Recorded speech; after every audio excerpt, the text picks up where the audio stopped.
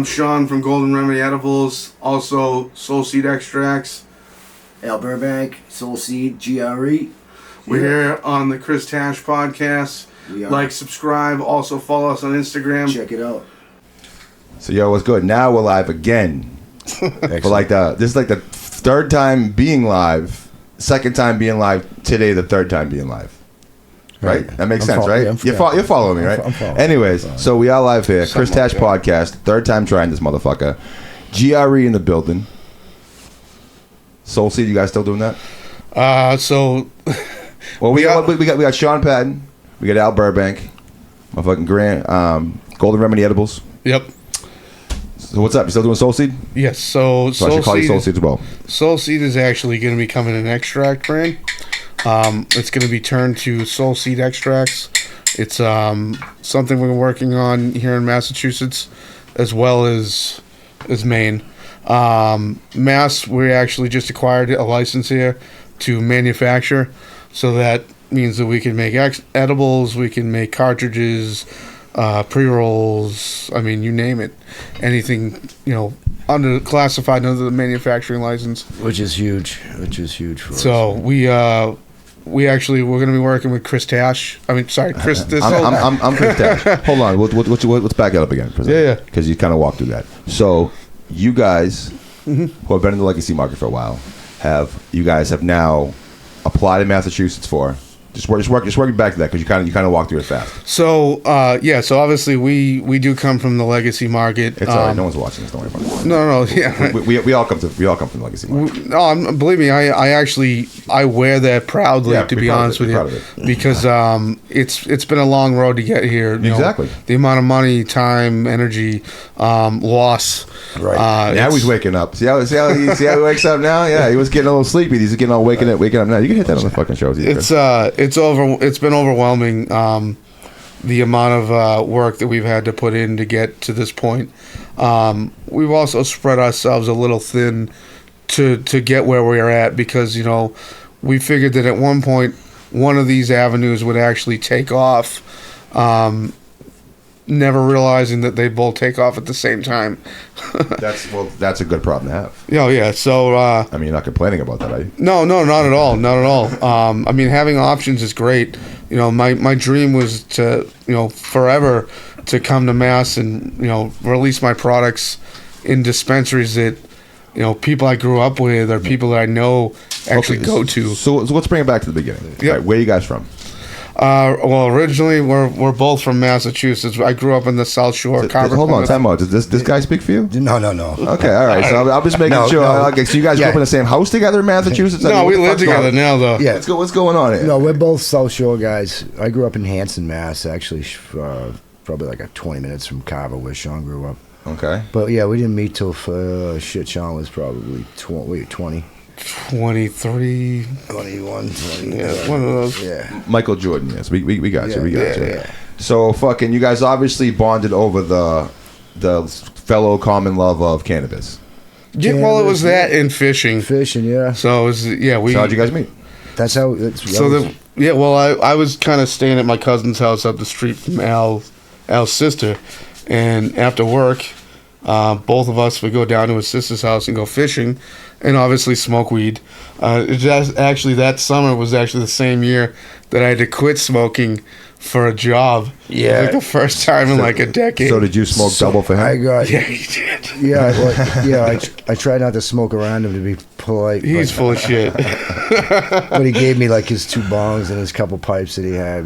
Oh shit, you were serious, huh? Oh, well, I had to, because dude, this job was good money at the time, and that's really what I needed. Did you get the job? Oh yeah. Okay. Oh yeah. The thing that sucked is I never got drug tested.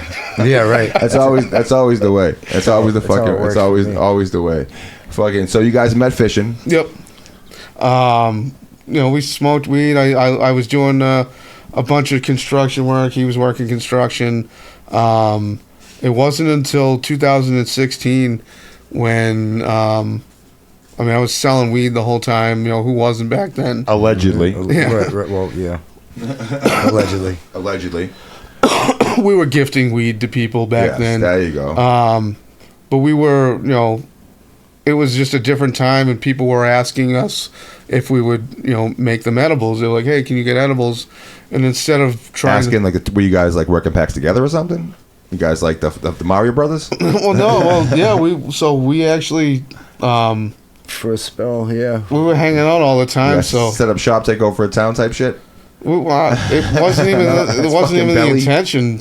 We really didn't have any intention of getting to where we are today. No. Like when we first started doing this, it was like, all right, well, Cheaper flour. yeah, we get Molly good flour. We Yeah, got, it always starts like you're paying, like you don't have to pay to smoke, Sure. yeah. and then like it expands from there. So you know. people like, do you have anything that you can eat that's got THC in it? And I'm like, I don't really know anybody at the time. Like, I didn't really want to go to. How long ago was this? It was like 2015, 2016. I'm just saying that because like for a long time, the edible market now is saturated obviously with edibles, but for a long time it was like buzz chips or like weed brownies, but like basically that was it. Oh, Like, no, absolutely. you know what I mean? Like I feel like we kind of pushed that a little bit more for people to create more unique things. I mean, not just us. There's a lot of other companies out there that really forced to change the standard on edibles, Yeah. which is something we're trying to do now. I've part of working with some of the people trying to create a line in Mass over the years. Our job was to go around and check out what was in the industry, the legal market, Sample and try things, different check products and stuff different out. companies.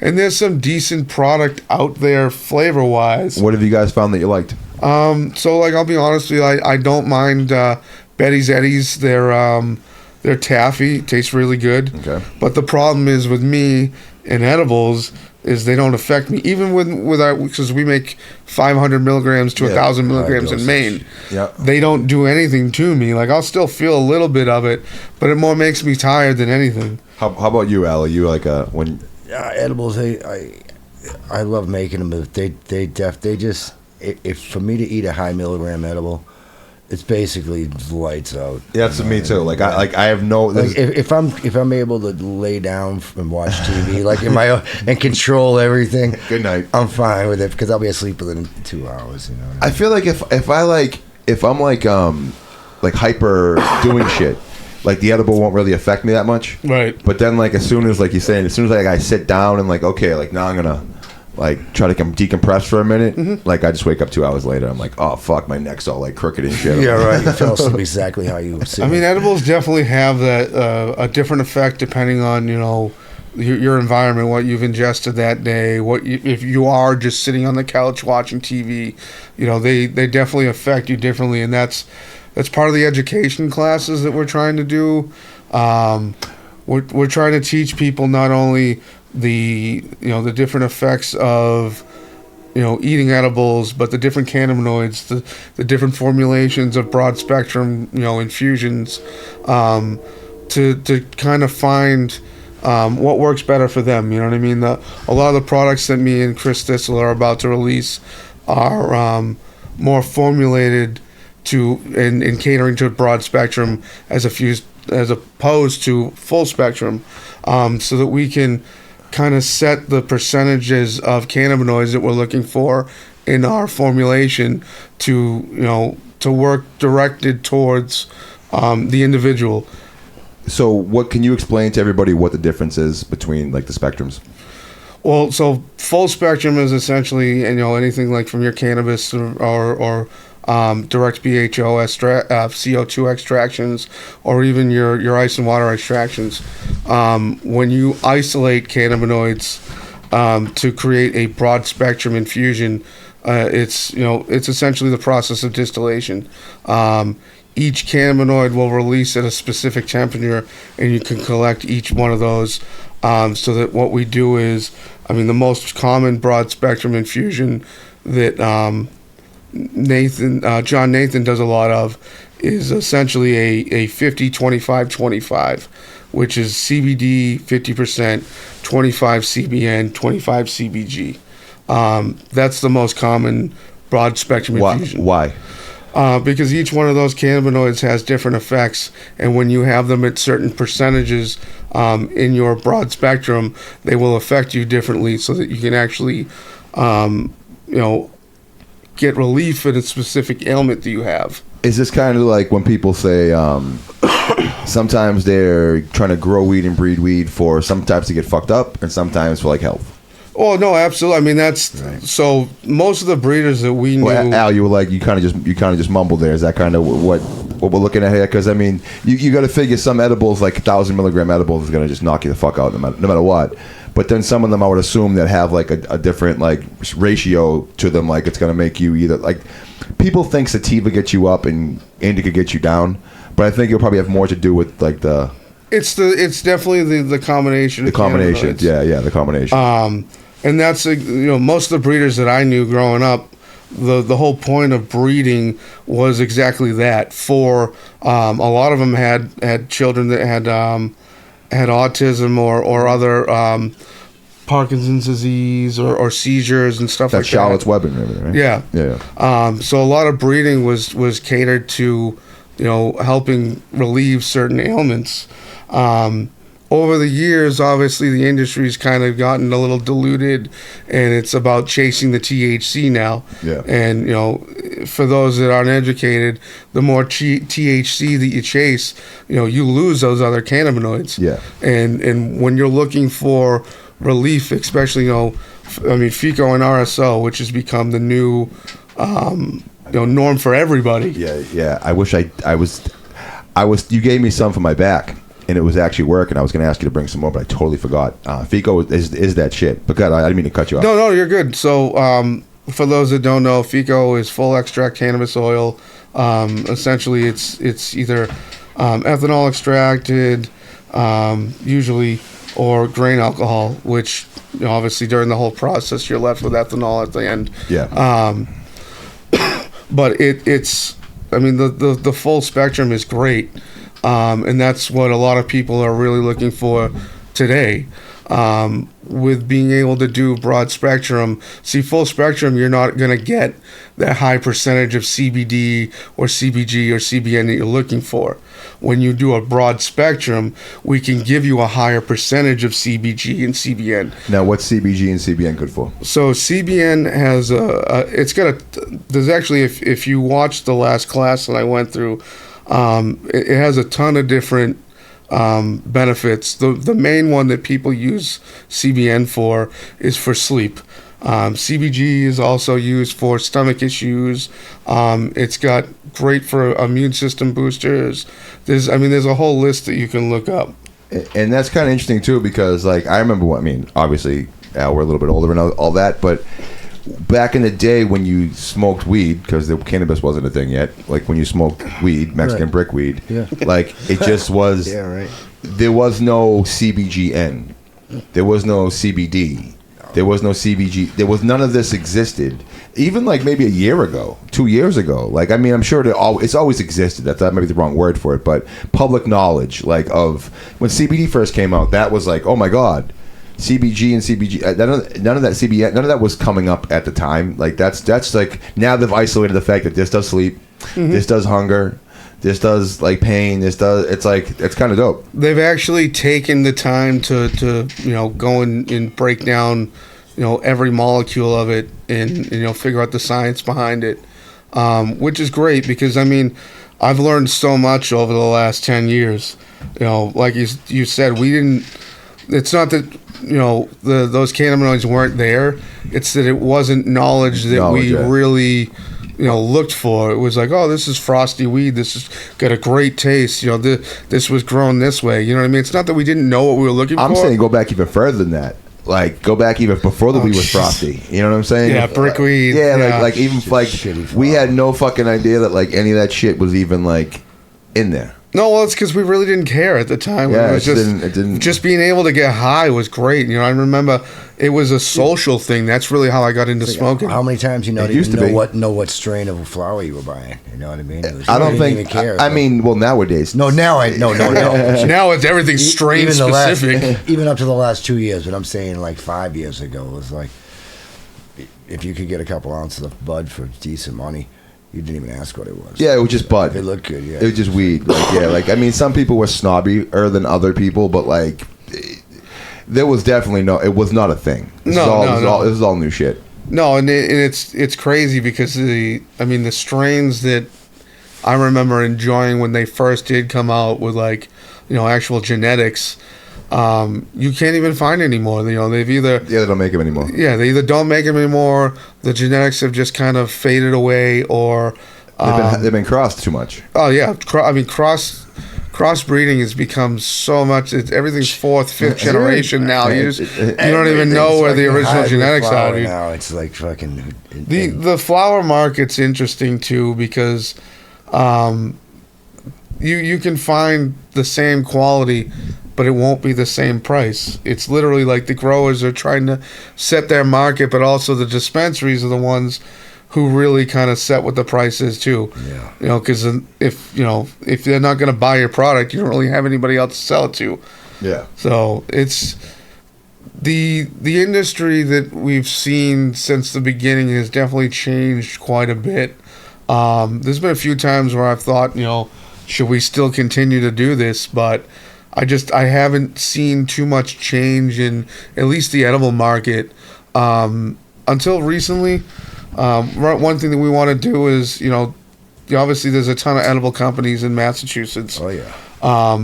But they either A, don't do much for you, or they don't taste very good, or a lot of them aren't actually made by companies in Mass. So what sets your edibles apart? The fact that we actually make a lot of our stuff from scratch. When you say from scratch, what do you mean by scratch? You're talking about like you're fucking making the actual dough. If you're gonna act, you're into it. Yeah, absolutely. One thing that we're working on. You're not buying like a bunch of Hershey Kisses and melting them down and. No. We're actually working on. Al laughed at that. Oh, that's good. I've actually never used Hershey for anything. We've been accused of well, yeah. Why is that? Why does that make you laugh so high? No. It's just there's people that do similar things to that with all kinds of things in the legal market, man. No, that's what I'm saying. M&M, Skittles, Starburst, all that shit. Oh yeah, well no, that's not even sell it that. as their own. So there's a few companies out there that make specific products that they actually buy.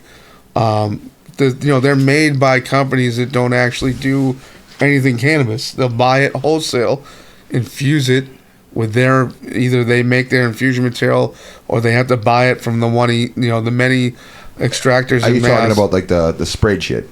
Not even sprayed stuff.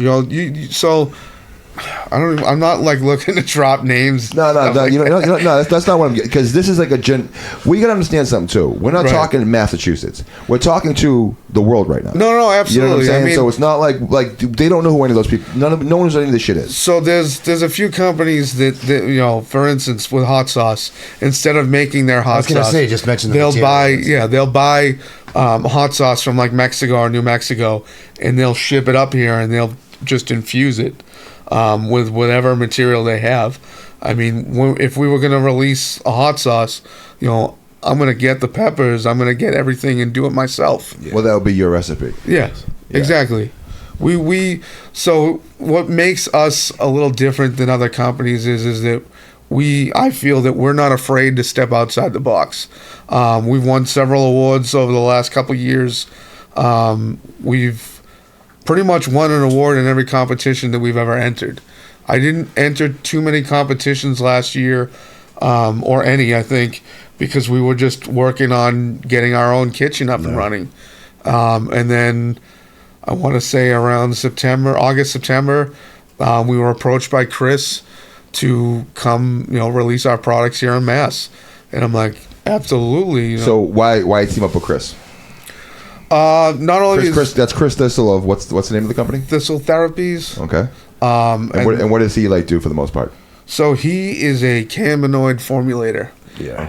Okay. He's a chemist. Honestly, he's a chemist, a mad scientist when it comes to cannabinoids. He for a while owned a terpene and CBD formulation. He still actually does, where he'll do custom formulations for patients, CBD infused, terpene infused, because terpenes actually do have an effect on body feelings with active cannabinoids, as research has shown.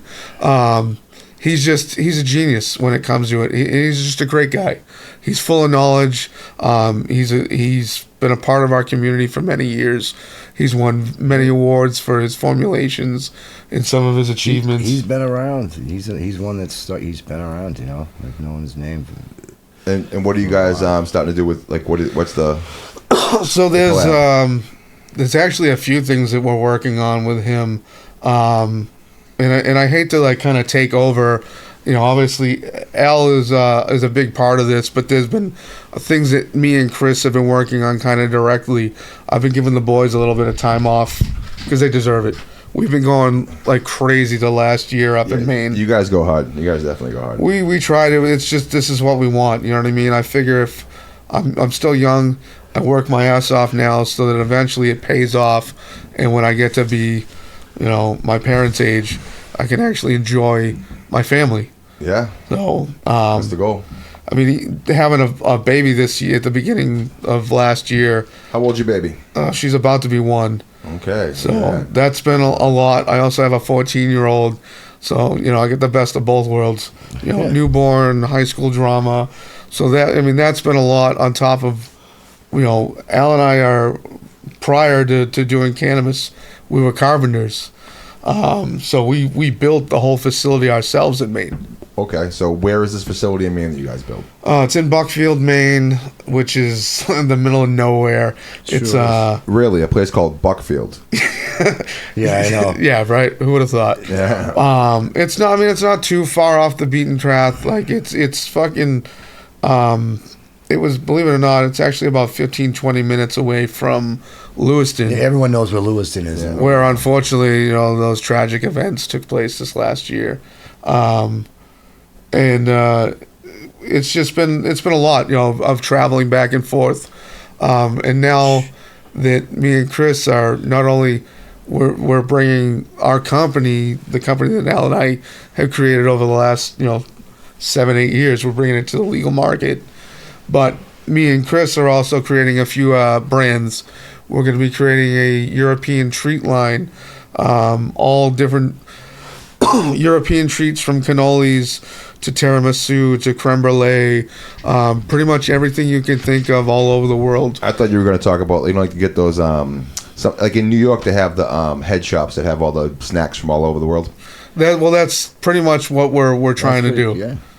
That's just one thing. We're also we're doing it's called Hazy Summit Creamery, which is one of the names that we're creating because we're doing a whole ice cream and frozen treat line. Okay, so that right there, even the logistics of doing ice cream, how the fuck are you going to pull that off? So I know how to infuse the ice cream. I get all that part of it. Yeah. But like the logistics of just like every time I've tried to involve myself with ice cream, a lot of shelf space. Oh yeah. You need to stick it in the freezer. You can't put it anywhere else. You know what I'm saying? Yeah, Freezers are only so big. Oh no, absolutely. I mean, Get a flash the freezer. containers aren't going to be very big. They're only 6-ounce containers. So I mean, thinking like almost the size of a hoodsie cup. There you go. So we kind of focus on bite-sized so that we can guarantee accurate dosing so that you're actually getting what you say you're getting or what the package says that it's giving you. Because the problem that I've had with, other than the fact that a lot of edibles in Massachusetts don't taste very good, You keep pressing that part home. they don't, because they don't. I mean, like I said, That's a difference too of like the spraying them first and foremost is like the worst. It gets stuck in your teeth and shit. You can almost, it's like when you drink warm Coke. You can like well, it'll that. sweat out stays in your too. mouth. You feel So it. there was we were at the Boston Freedom Rally. I don't know. I think it was like 2018 or something like that. There was a guy next to us selling these gummies, and one of the guys, one of the people that they came to our booth. And they were like, hey, what's this like liquid substance at the bottom of the bag? And I'm like, those gummies were sprayed. It's so hot out here that they literally sweat out, and it was just nasty green sprayed substance. Yeah. They literally sprayed all this fucking. You can feel it on your teeth. You can. Feel it. Yeah, it's because gross. it's literally like all they did was just melt down distillate. sugar, It's yeah. infusion material. Yeah, they just liquefied distillate and sprayed it. It's And you have that, and then you have like the other edibles that like sometimes they just taste like weed. So that's usually either under processed material. I mean, most of the time in the legal market, you're either going to get hash rosin or you're going to get distillate infused. They'll do, right now, like I said, we were working on broad spectrum infusions and nano infused, so that not only we're looking to do like kind of like a time release thing. So nano is meant to hit you faster, but it also doesn't last very long. So the idea is to create a nano-infused, broad-spectrum infused product so that you're not only getting your medicine to hit you faster and harder, but it's going to, once the nano wears off, the other active cannabinoids or the distillate or whatever we're mixing in together will kick in at that point, and it should last longer and also give you a stronger effect because you're able to absorb more of it. Is nano like a buzzword, or is there like, are you actually going into the particle of the weed and fucking like changing the actual nanoparticle of the weed? No, so or cannabis. So honestly, nano infusion is not my strong suit. I'm more of a chef. Do you need a special machine for it? Well, no. There's a nano powder that we mix in. There's an API that we're learning to make. Yeah, you're over my head right now. A nano powder with like. We're talking about weed, man. We're talking about just. Yeah, that's why I'm saying that. If I had brought Chris with us, like I said, Chris is the mad scientist when it comes down to it. This sounds like science. It is. Well, it's chemistry. It's all chemistry. We all know that, but this sounds like actual chemistry. Oh no, like this sounds like the shit like I failed out of in high school. Working on the educational some Breaking part, Bad shit, Oh, well, it feels like it sometimes.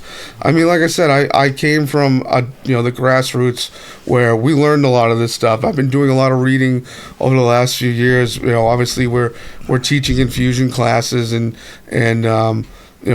why we use certain oils and binding agents. And if it wasn't for all of that going on, I wouldn't be as well versed as I feel that I am.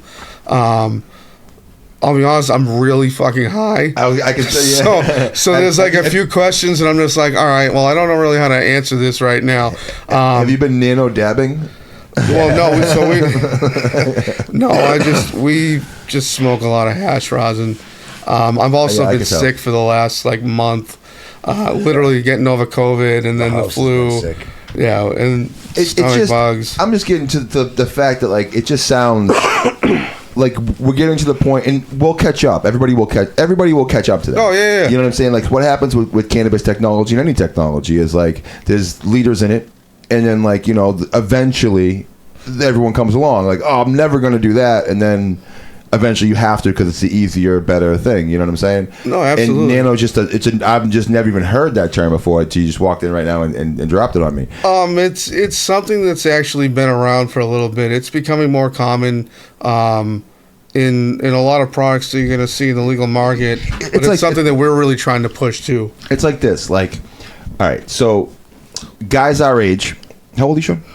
I'm 36. All right, so maybe almost the same age. Guys our age and around our age and stuff. You come from a certain time when you smoked cannabis. You guys all would roll a joint. 7 people would be on a fucking joint, and that was the move. You know what I mean? There was no other move than that. Everybody got one hit. There was no other move than that. Yeah. And now, exactly. And now it's just on this thing of it just advanced so far, of some of the machines, people that don't smoke cannabis or aren't as familiar with these new techniques, they have cryogenic machines that you put cannabis in and crystallize the cannabis and flash freeze it, and then use one kind of chemical to take it out, and then 2 kinds do, and there's 7 different methods to do this thing, and then this one we burn it as fast as possible and take the smoke and put that smoke into a capsule, and it's what the fuck are we you know what I'm saying? And you might think that I'm joking right now, but no, those are all real things. Oh no, they are. So there's actually a few companies that keep an eye out for one guy I didn't mean cut, but one guy he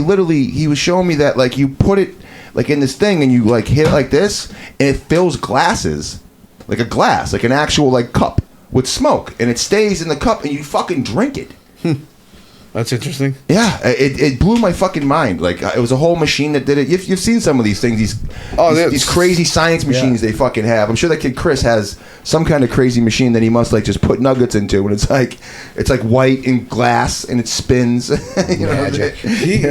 So there's actually a few products that we're about to release that I'm pretty sure are brand new to the market. We're going to be releasing their stackable cartridges. One of them is going to be a formulated broad spectrum infused top with either a liquid THCA diamond or a hash rosin on the bottom. And what you can do is you can actually twist it so that you can either have both, use both carts at once, or you can only, use just the top or the bottom. And they're going to be custom formulated, one for relax, one for revive, one for sleep, and I think one is energy. Sorry, Chris, if I'm missing one.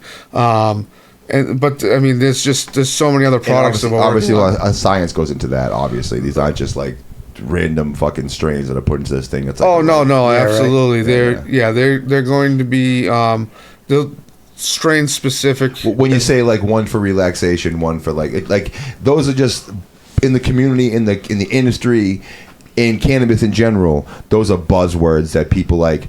But this actually, he's put research into this to know this actually is a revive. Oh yeah, he is a relax. Not to talk about Chris because he's not here, but to talk about him. Talk about him, man. Talk that shit. He's a great dude. He's very well versed when it comes to cannabinoid. That's not what you said when the cameras were off. No, he's totally fucking with you. But anyways, no, he's actually got several formulations under his belt. He's got several people in cancer remission. It just sounds, I don't like, once again, not to cut you off, but like, okay, so we're talking like everybody knows what this shit is. Like, you're talking about a guy who probably wears like a fucking like a science coat, like a lab coat, and like makes. He's not even like that. But you're saying like he has formulations under his. Which no, I get it. It's real. Yeah. But like people that just understand cannabis is like you put in a joint and smoke it. They're like, formulations. Like, well, the thing is, some people take it a step further. You know what I mean? That's definitely a step further. When we started doing edibles, I wasn't even thinking about, distillate or broad spectrum or anything like that. We started doing full spectrum infusions. I started using concentrates, shatter or BHO. See, even just those things right there, like 90% of the population doesn't, more than 90%, but like even the cannabis population doesn't know what that is. Like I'll pull out some sugar sometimes. I was at a cannabis event last night, and I pull out some sugar, and people just say, "What the fuck is that?"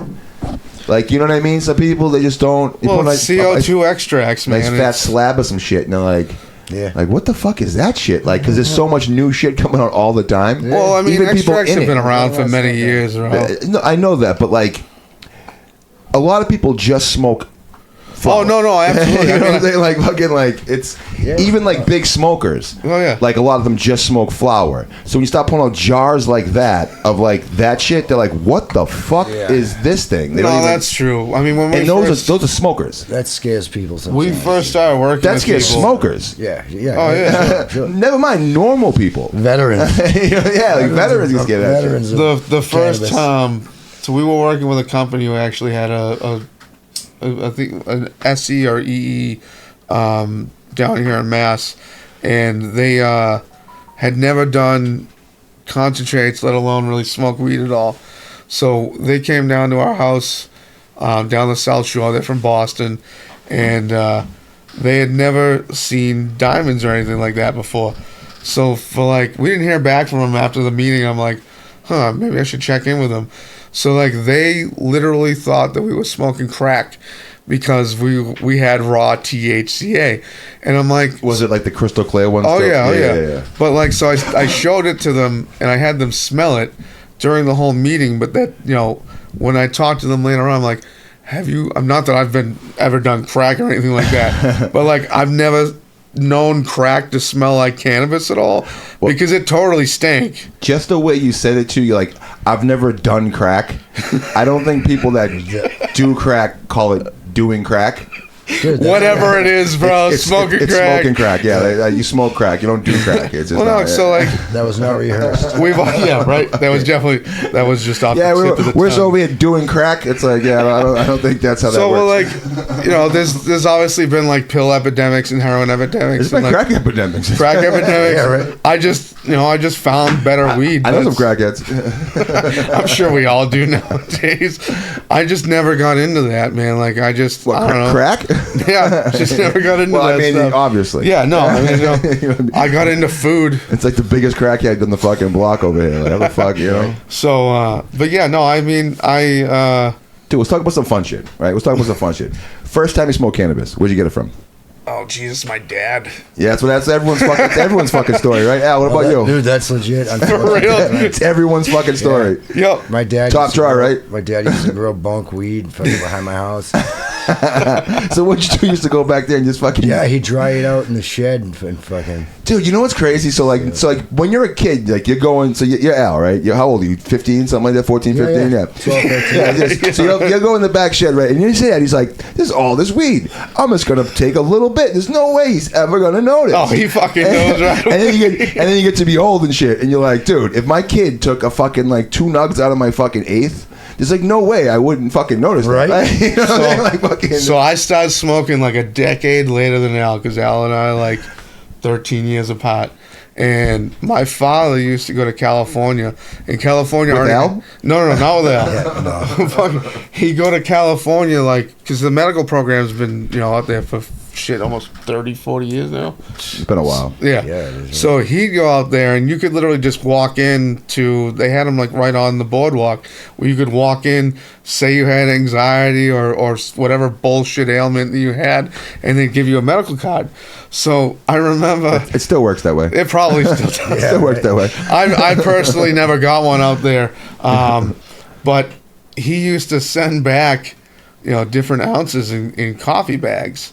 And I just remember the first time I ever tried to take weed, it was fucking really good weed, man. And I got it out of it was like triple bagged and like triple contained, and I got it out of the first container, and it smelled so bad that all I heard was my mom say, "Put it away." I'm like, fuck. I got it later on, but that was probably one of the very first times I ever smoked weed. And That's some good ass fucking weed from back in the day. That's stinking up shit to the next room. oh, 'cause it was so bad, man. It was really good weed. Like, California definitely had good weed back then. I'm not saying they still don't, but They had the kind, just but, everywhere is just overly commercialized now. Yeah. It's like the passion for cannabis. It's still out there, but it's like you'll never find it in a commercialized industry No, unless you go to Maine.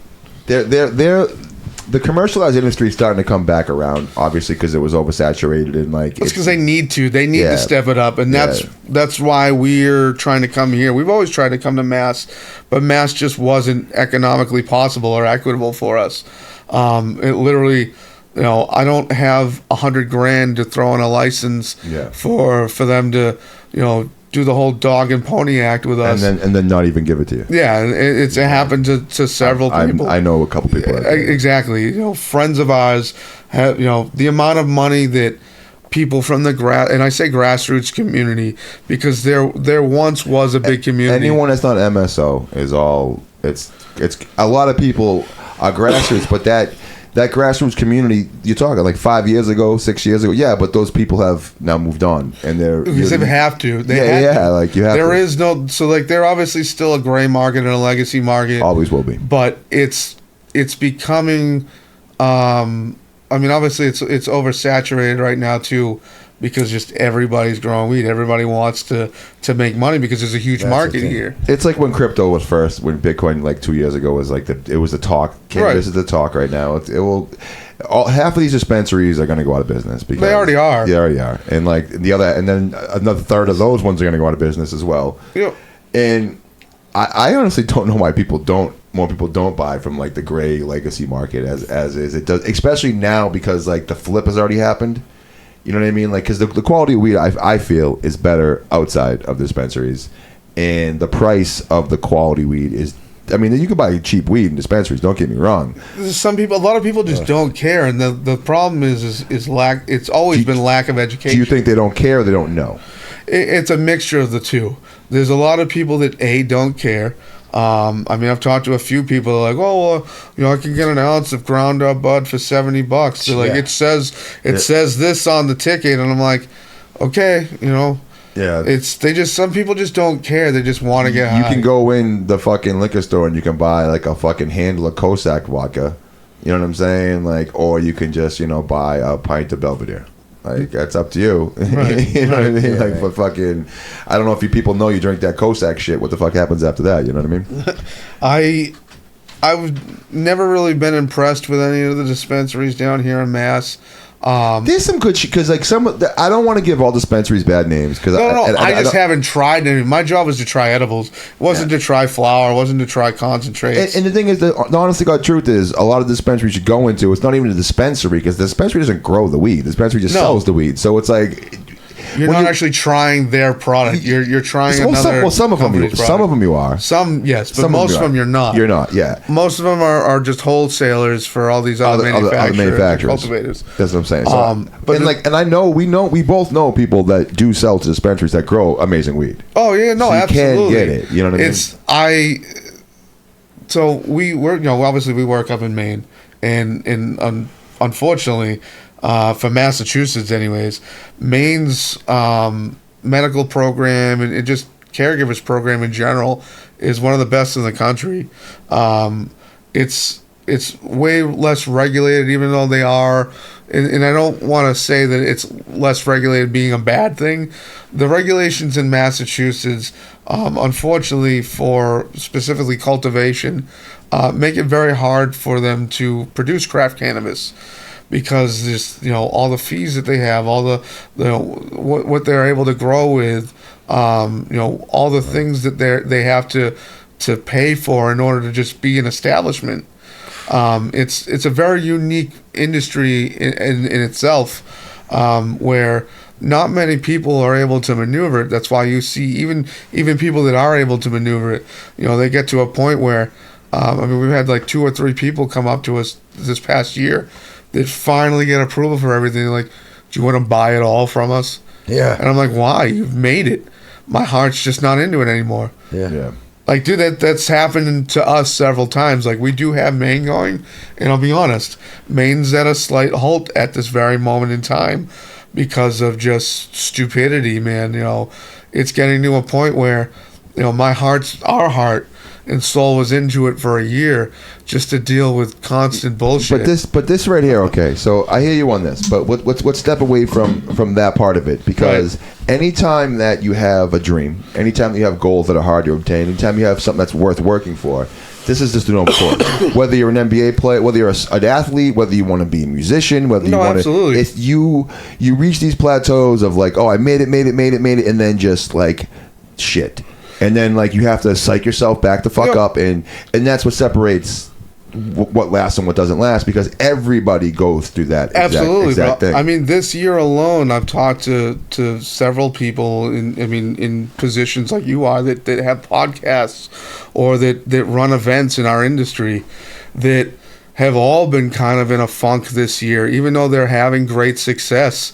It's just been... I mean, the world is different now. It's not to focus on the negatives, but unfortunately, the world has become very negative. Well, we can go right into that. So that's what basically you're getting what you're asking for and that kind of shit. To be honest with you, some people, yes. I mean, we try to produce as much positivity in the world. That's why we've shifted things. Anytime there's been something that has kind of been a roadblock in our way, we've adapted and overcome. That's why now, like I said, it's not that we're trying to stop doing Maine or stop doing anything.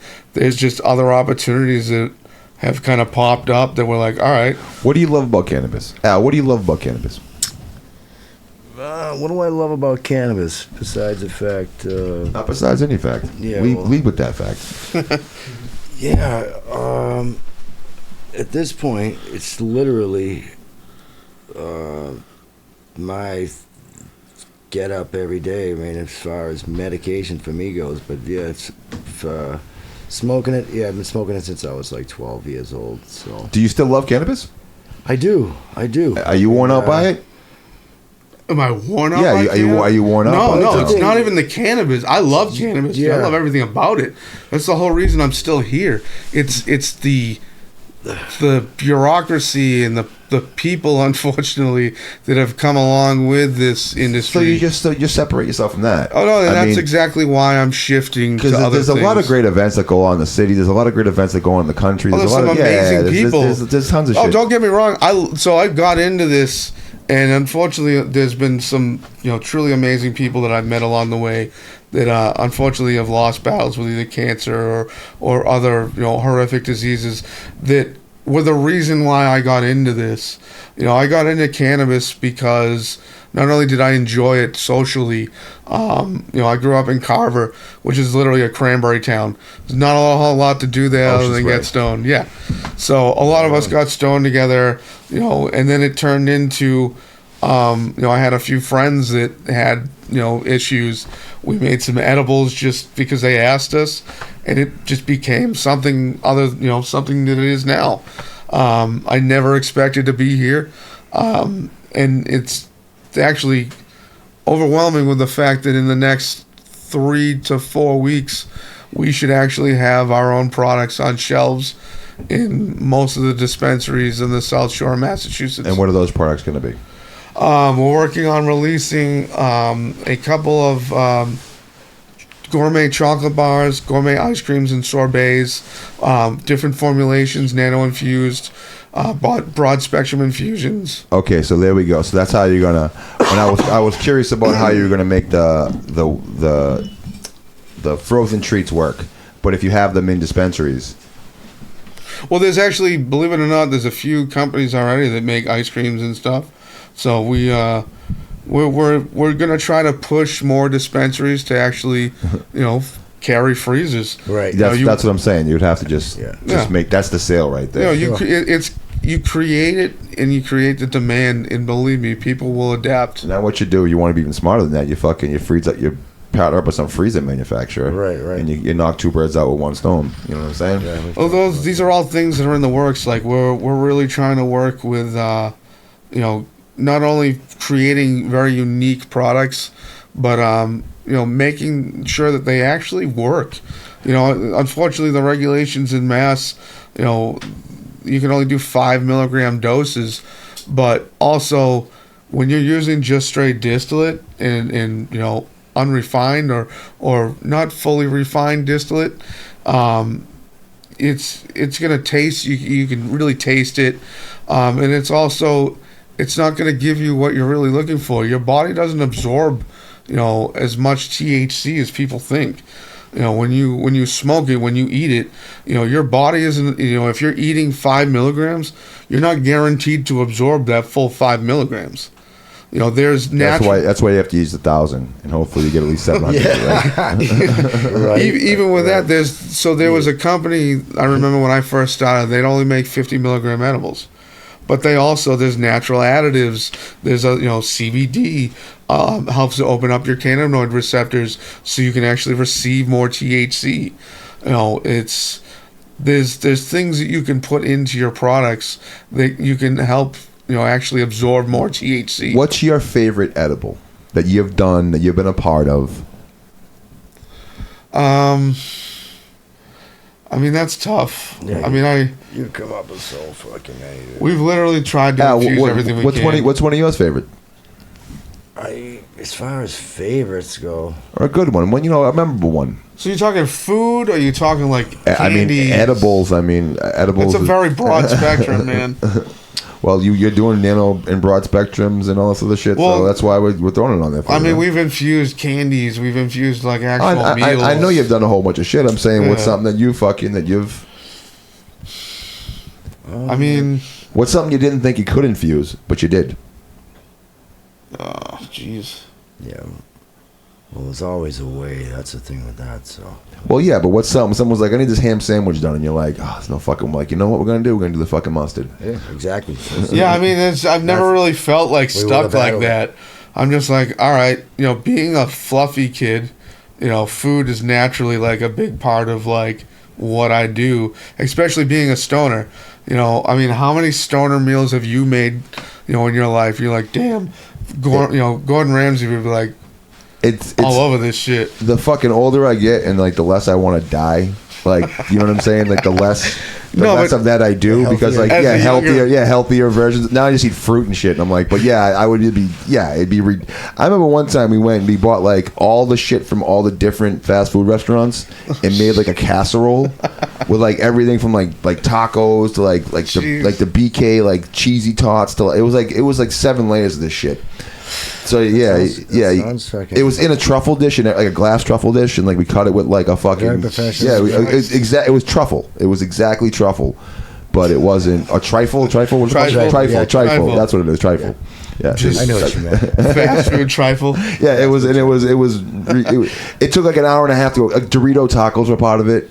Like the mashed potatoes from fucking like KFC. The first item you picked up was no good by the time you got together. No, none of it was ever any good. I'd say like the worst that me and my like 2 of my buddies, we dropped like $30 on the dollar menu, and we got like it might have been a little bit more than that, but we were also like driving around Carver and Plymouth, just like getting blazed. Like everybody at the time, like we'd run into like tons of friends because like people actually socialized in public, and every person that we ran into, we knew, like, yo, you want an ice cream sundae? You want like a McChicken or some shit? Let's play this up.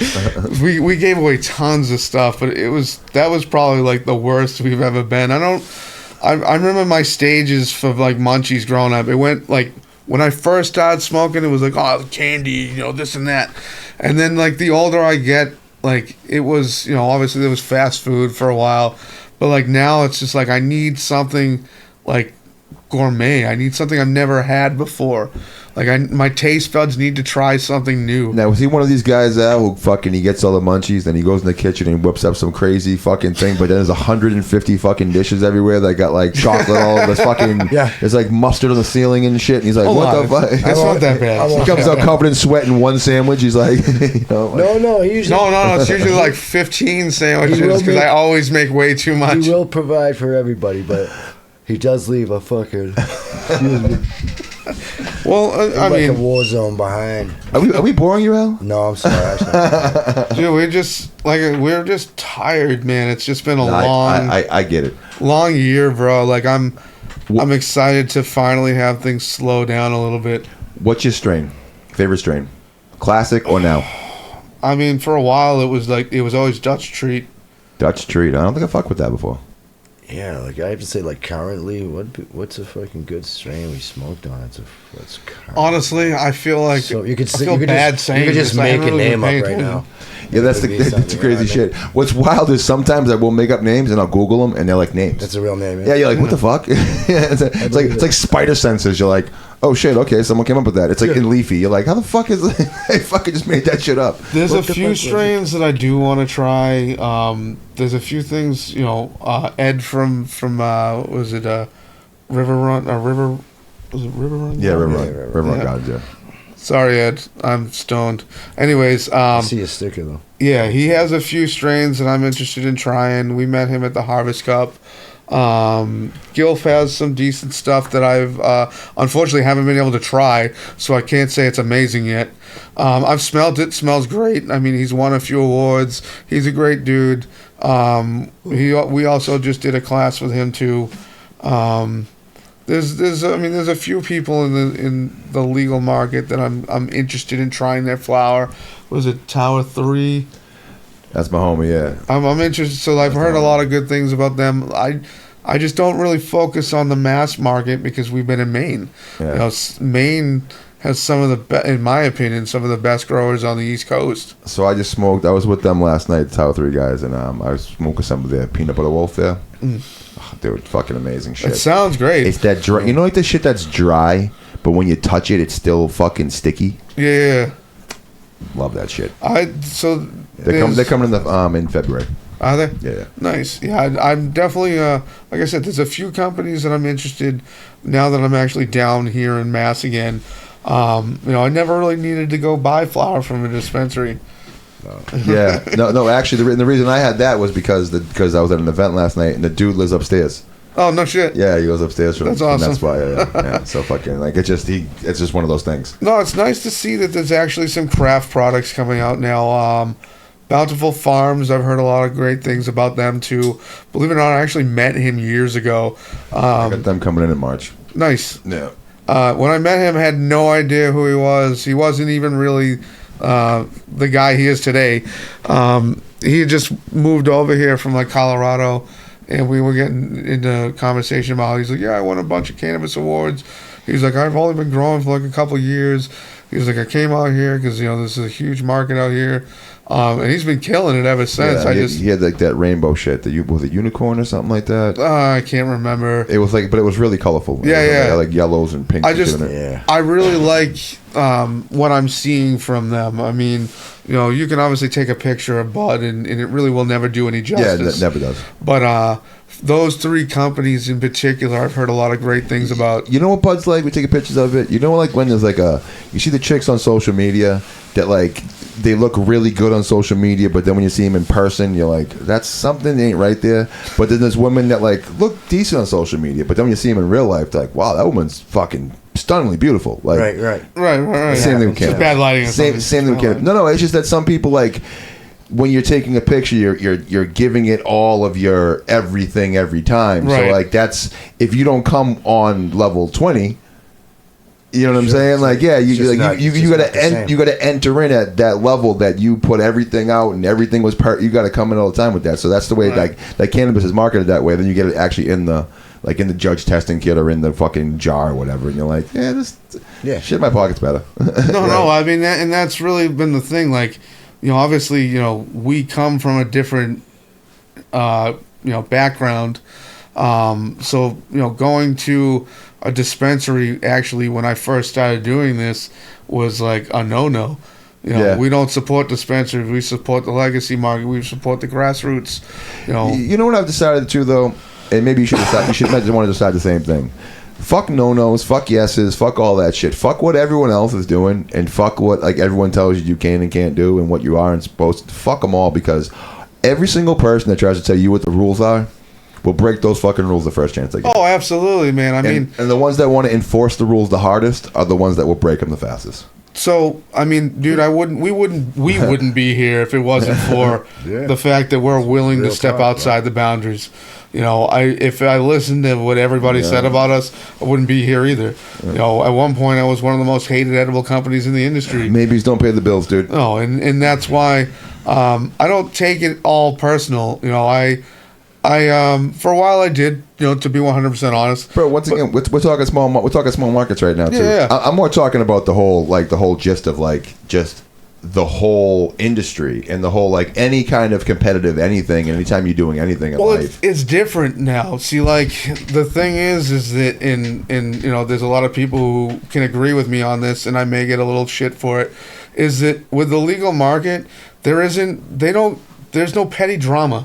They don't care about all the other bullshit. There is drama, but it's all like it's business. It's business. It's business drama. Like it's like like you get 14%. No, I want 16%. No, you get 14%. I want 16%. But that's you business. Get 14. Do you want to go get some lunch? Let's go get some lunch. Right. That it's become more of a more personal attacks. How can I undercut this person just to make a sale? Once again, man, this is like we're talking small markets because people in major markets don't do that, and that's exactly my point. It just doesn't happen. That's exactly why we've shifted into a legal market, because it's become such an apparent thing that people just don't know how to do business. The world's a big place, right? There's like 7.9 billion people in the world right now, some shit like that. And I'm sure like probably out of 7.9, let's say half of them or less than half are in legal states. So like 1 billion people. What's supposed to be in like places where cannabis is legal. Right. I don't know. It's not for everybody. There's enough customers for everybody. Oh no! Like whoever, like you don't need like the same. Just because these fucking 20 people like these 100 things doesn't mean like that's such a small drop in the bucket of what this actually is. None of it matters. No, believe me, none of it matters. If I was worried about that, I mean, dude, every edible company on the market does gummies and chocolate bars.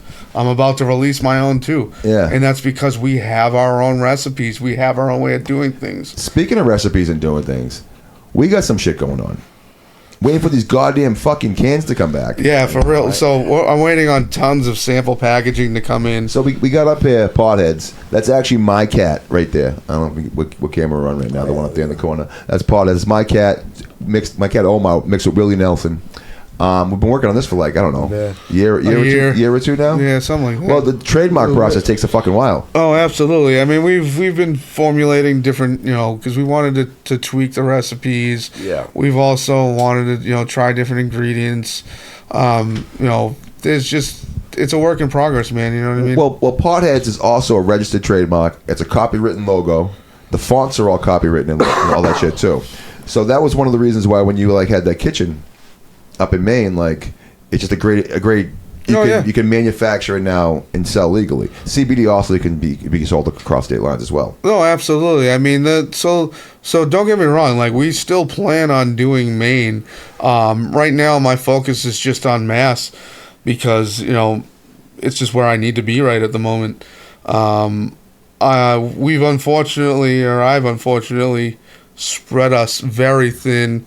Because, like I said, this is my dream, and I want it now. I don't want to wait for it anymore. You know what I mean? It's been like 5 years, bro. What's that commercial like? It's my money and I want it now. Yeah. So I mean, like J.G. Wentworth or whatever the fuck it is. I'm not exactly a patient person. And fuck construction settlement. Everybody around you everybody around me will tell you too.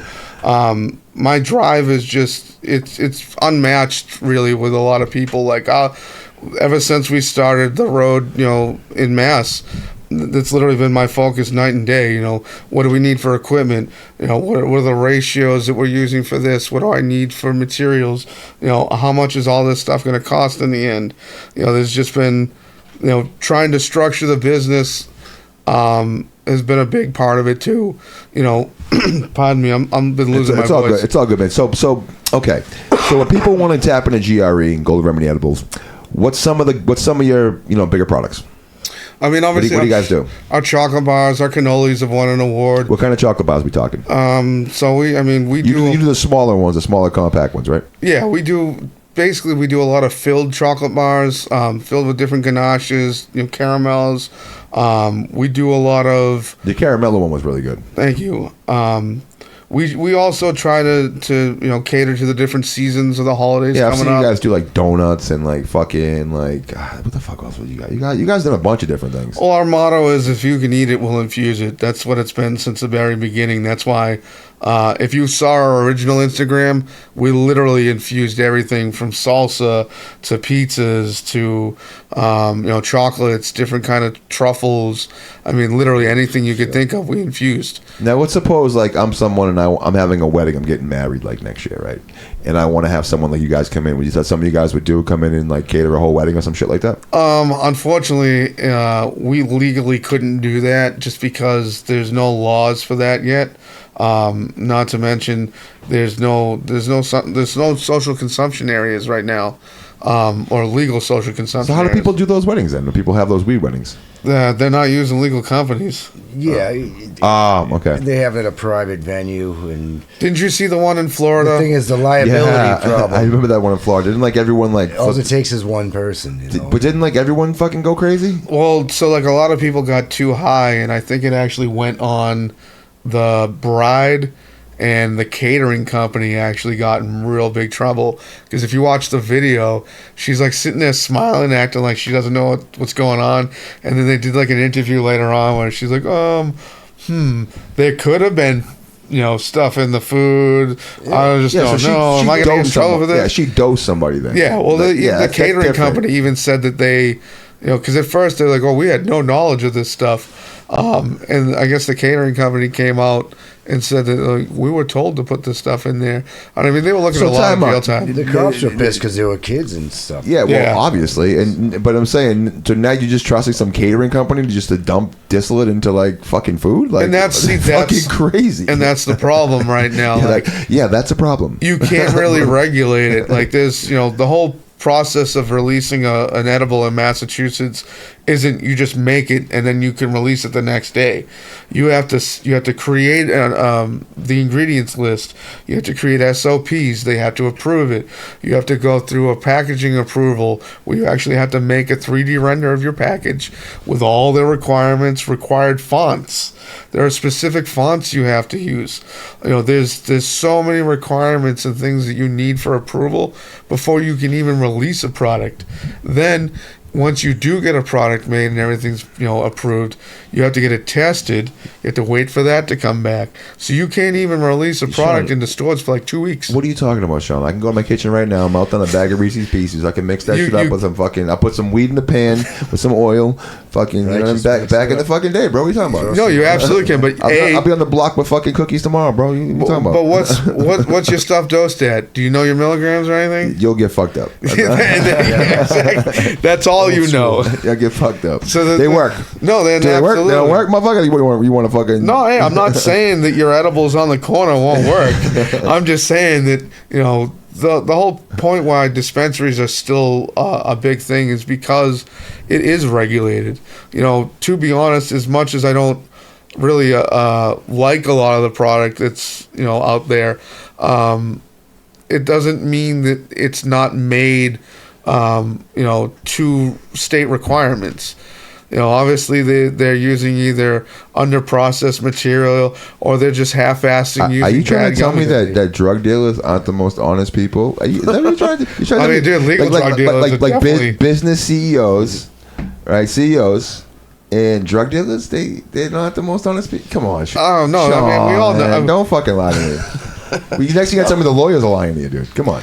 I mean, there's a lot of mispromotion and misadvertisement, and it's actually something I've seen way more in the last few years than I've ever seen before, and it's not even just in the cannabis market; it's everywhere. Oh yeah, no, that's once again company you keep, and it's all you can you can choose to be what you are. You know what I'm saying? You can choose to be what you are, and that's exactly why we try to be transparent. If you're looking for specific infusions done, we'll do that for you. We try to make everything as organic and from scratch as we can. We try to cater to gluten-free or sugar-free when asked upon. We're really trying to cater to the individual as opposed to the masses. Unfortunately, once you get into the legal market, it kind of shifts a little bit. So I can't really focus on the patient. But let me ask the burning question that that's really in everyone's mind. Yep. Half baked or how high? That's really. I mean, half baked. I love Chappelle. Just like that, just that fast. I love Chappelle, man. Don't get me wrong. Yeah. Fucking, I like not even a contest. No, I mean, what do you think, Al? No, I'd probably go fucking half baked myself, being a fucking Dave Chappelle fan. I grew up with half baked, man. I mean, not that How High wasn't a big part of that time period, but half baked was our shit, dude. It was our ritual. What's your okay half baked or Friday? To be honest, I've watched Friday a ton of times, and I love Chris Rock, and I like Ice Cube. Chris Rock? What the fuck? How much weed? Chris Tucker. Sorry, Chris Tucker. I like Chris Tucker too. Yeah, so we were watching the Chris Rock stand up the other day.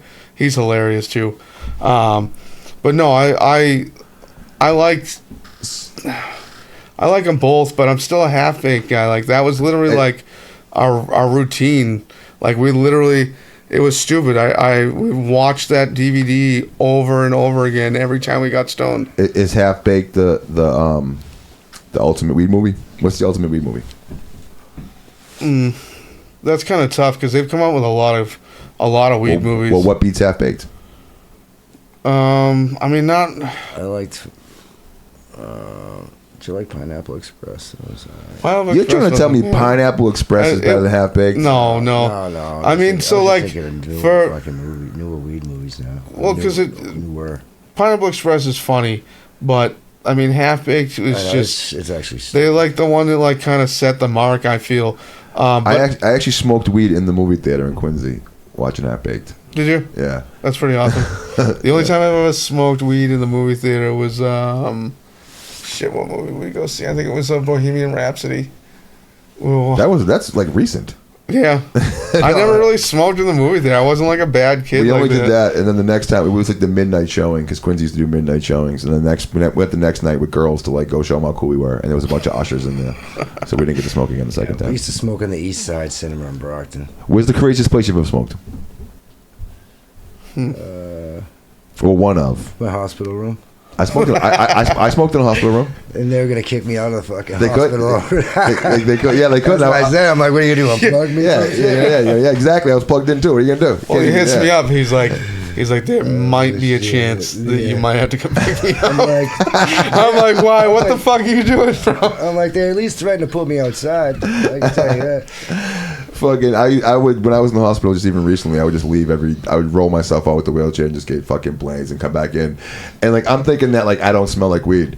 And then the guy that I do the other podcast with, Ian, he comes to visit me in the hospital and we walk in, he's like, he's talking to my doctor now. He's like, this guy fucking stinks. No. And my doctor straight ratting you out. No, my doctor's like, yeah. Man, I'm looking at them both. I go, I smell like weed right now. And everyone in the room's like, yeah.